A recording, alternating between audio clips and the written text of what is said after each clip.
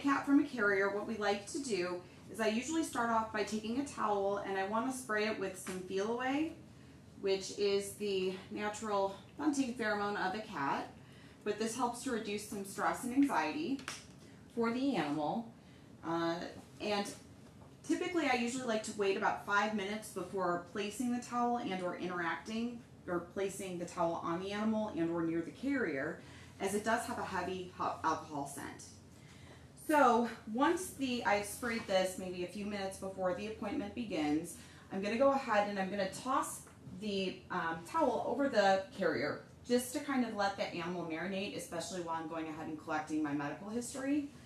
This way the animal can help hopefully feel a little bit more calm and less stressed in the new environment and the novel setting of the veterinary hospital. So once we're ready to go ahead and actually remove the animal, when I'm by myself, I do go ahead and I am going to go ahead and remove this. I like to start by keeping the back of the carrier towards my body. May feel a little bit different, but I assure you, I promise it will make things a little bit easier as you start to see things moving forward. Now, the days of tipping carriers are past, unfortunately, for most hospitals. So what we're going to do is I want us to go ahead and we're going to remove the lid by unclasping each part of the carrier. And on this specific carrier, you can see that we do have one of the bolts where it's kind of screwed and bolted in. So yes, this does mean you are going to remove each and every one. And it does take a few minutes of extra time, but I promise you it really will make the patient less stressed.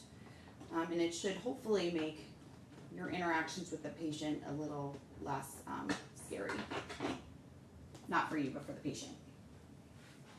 Okay, so now that we have our lid opened, we're going to go ahead and I call this, and actually this is one of my old colleagues used this term, but they called it kitty and a half shell. So what I like to do is I like to go ahead and I'm going to place the towel up under the lid of the back of the carrier. And how I'm going to start to do this is I'm going to slowly start to move the towel underneath while slowly starting to remove and move the top part of the carrier. So again, you can see I'm by myself. Sometimes this can be a little bit easier when you do have a helper. So I'm going to go ahead and I'm going to slowly start to move this. And once I am kind of at this point, you're able to go ahead and bring your hands in.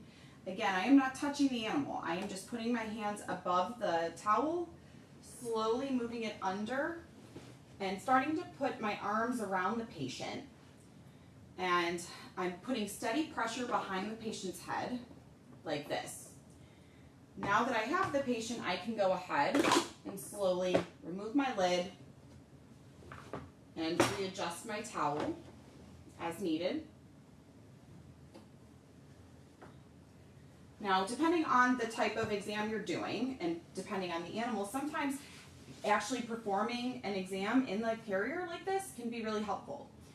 Now what I would do before going ahead and removing the cat from the carrier is I always like to take the door off.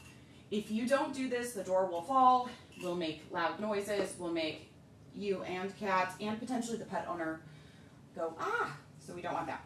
So what I like to do is now that I have both my forearms kind of in holding the cat here, I'm going to go ahead and I'm going to slowly and not too hard, just with just the kind of right amount of strength, start to bring my forearms together, lift, and then bring the cat up and out of the carrier. And then we can go ahead and get ready to start doing our physical exam. Good? Beautiful. Yay!